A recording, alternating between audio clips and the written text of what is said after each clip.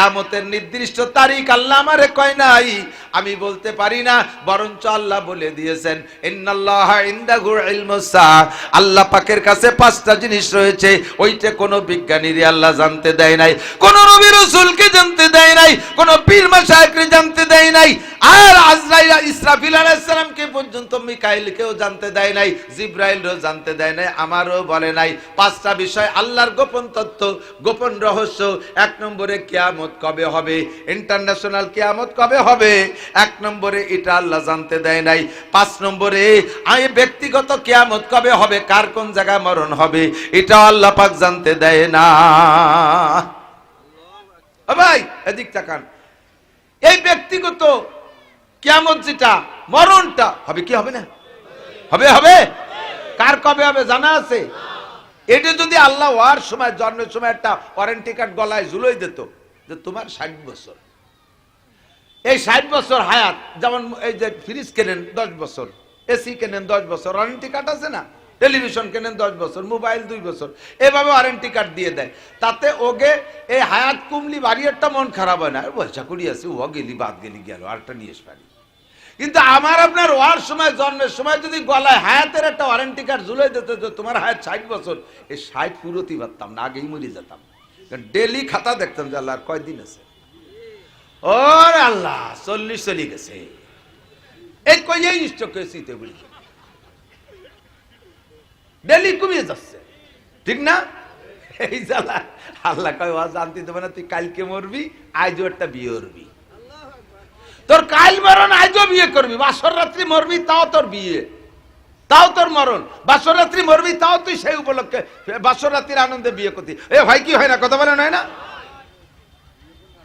আল্লাহু আকবার। বিয়ে করে বউ নিয়ে আসতেছে নড়ালি নদীর মধ্যে, বাসটা শুদ্ধ চলে গেছে, যদিও জানতো যে আমি বিয়ে করে আসার পথে বাস নিয়ে এরকম নদীর মধ্যে ডুবে মরবো, ও জীবনে ওর আব্বা বিয়ে হতে যেত। এর গোপন রহস্য আল্লাহই ভালো জানে। এবার জানতে চাইলাম হুজুর মালমাস কি কয়, কিয়ামত হবে তো তার আগে কিছু জানতে পারবো, অ্যাডভান্স কিছু জানতে পারবো? হুজুর কয় হ্যাঁ, অনেক আলামত আছে, অনেক আলামত বলছেন, তার ভিতরে একটা হলো অত উল্লিমা লিগাইরিদ্দিন। একটা আলামত জেনে নাও এ মুসলমান, একটা আলামত জেনে নাও, কিয়ামত কাছে চলে আসছে, একেবারে মোল্লারহাট ব্রিজের উপর চলে আইছে,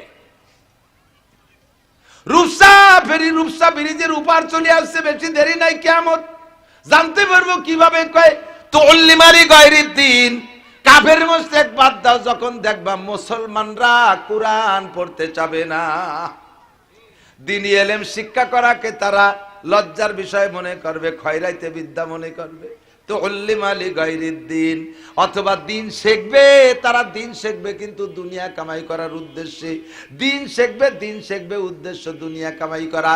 আরে মাওলানা নাসির, হাফিজুর রহমান সিদ্দিকী বক্তারা এক একরা তস করে 40-50 হাজার টাকা কামাই করে, আমিও বড় বক্তা হব, আলেম হব, মোটা টাকা কামাই করব, তুমি বড় আলেম হবা, বক্তা হবা, মোটা টাকা কামাই করবা, কিন্তু তুমি জান্নাত পাইবা না, উদ্দেশ্য তোমার ভালো না, তুমি দিন শিখছো দুনিয়া কামাই করার জন্য। এমন মাদ্রাসায় পড়বো, সেই মাদ্রাসায় পড়লে সার্টিফিকেট হয়, এই উদয়পুর বড় মাদ্রাসায় পড়লে সার্টিফিকেট হয় না, গভর্নমেন্টের সার্টিফিকেট হয় না, সুলতানজি মাদ্রাসায় পড়লে সার্টিফিকেট হয় না, এই মাদ্রাসায় পড়ে লাভ নাই, যে মাদ্রাসায় পড়লে পড়াও হয়, সার্টিফিকেট হয়, ওই মাদ্রাসায় পড়বো।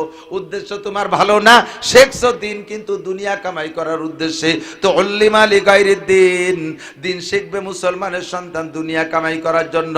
অথবা অনেকেই আছে সন্তানকে মোটে কোরআন শিখাবেই না, আর কোরআনের শিক্ষায় মানুষ যেমন হয়, অন্য কোন শিক্ষা এরকম ভদ্র হয় না। আমার আব্বারা, আমার মারা, সকলে একটু প্রস্তুতি নেন প্রস্তুতি, সন্তানদের কি বানায় দেখছে। আজকে দেখলাম 2টে বিদায় অনুষ্ঠান, একটা কওমি মাদ্রাসার ছাত্রদের বিদায় অনুষ্ঠান, বছরের শেষে ফাইনাল পরীক্ষার পরে বিদায় হয়, জোয়ালা জড়াই ধরে, পাগড়িওয়ালা জুব্বাওয়ালা গলা জড়াই ধরে কাঁদতেছে। আর একটা কলেজের বিদায় অনুষ্ঠান, বছর শেষে ছুটিতে দেখলাম, সে জায়গা বসে রয়েছে, প্যান্ট শার্ট পরে, কায়দা বেকায়দা জায়গা হাত দিয়ে, প্রত্যেকের জোড়া আছে তবলিগের জোড়ার মতো, জোড়ার ঘাড়ের পর হাত দিয়ে ফাঁকে ফাঁকে সিগারেট খাচ্ছে, বিদায় অনুষ্ঠান। বাংলাদেশের ট্রান্সজেন্ডার নাম শুনছেন তো, মুরব্বীরা শোনেন না, ট্রান্সজেন্ডার লিঙ্গ পরিবর্তন মানে ছেলে নিজেরা মাইয়া মনে করবে আর মাইয়া ছেলে মনে করবে, এই মনে করে যার যা খুশি তাই করবে।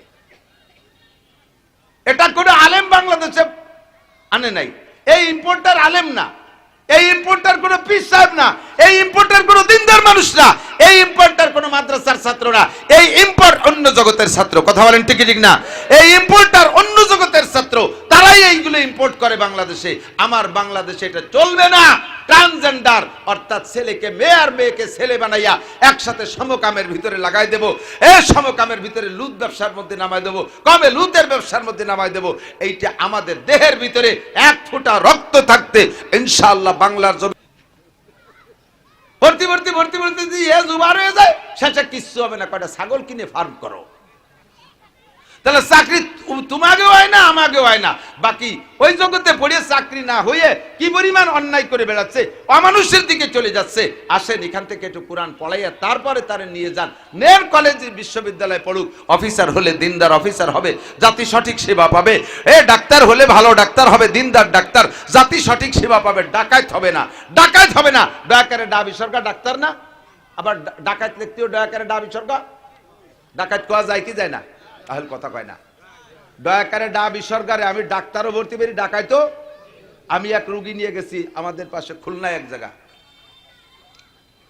কিডনিতে পাথর কইয়া পরীক্ষা নিরীক্ষা করে ম্যাপ মানচিত্র করে দিয়ে 1 লক্ষ টাকা কন্টাকে সেটা অপারেশন করছে।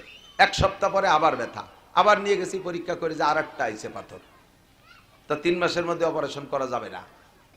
ওষুধ পানি খাই ঠেয়ে রাখছি, 3 মাস পরে আবার নিয়ে গেছি, কয় যে হ্যাঁ পাথর ঝুলি রয়েছে। মন গেছে খারাপ হয়ে, মেজাজ গেছে খারাপ হইয়া। ওখান থেকে ঢাকা নিয়ে গেছি, ঢাকায় নেওয়ার পরে পরীক্ষার পরে ডাক্তারে বলতেছে এর পাথর কোনোদিন ছিল না, আজও নাই, আর ওর সম্ভাবনাও নাই। ওর ফ্যাটি লিভার 4টে বডি দিয়েছে খাইয়ে, আজ 2 বছর 3 বছর সুস্থ। তাহলে এটির নাম ডাক্তার না ডাকাত? ডাক্তার না ডাকাত? যদি ওর মধ্যে আল্লাহর কোরআন থাকতো, একজন আলেম হাফেজের সাথে এই আচরণ করতে পারে, ডাকাত হবে না। কোরআন ভিতরে থাকলে ডাক্তার হবে, কোরআন ভিতরে থাকলে কি হবে? ডাক্তার হবে, ডাকাত হবে না।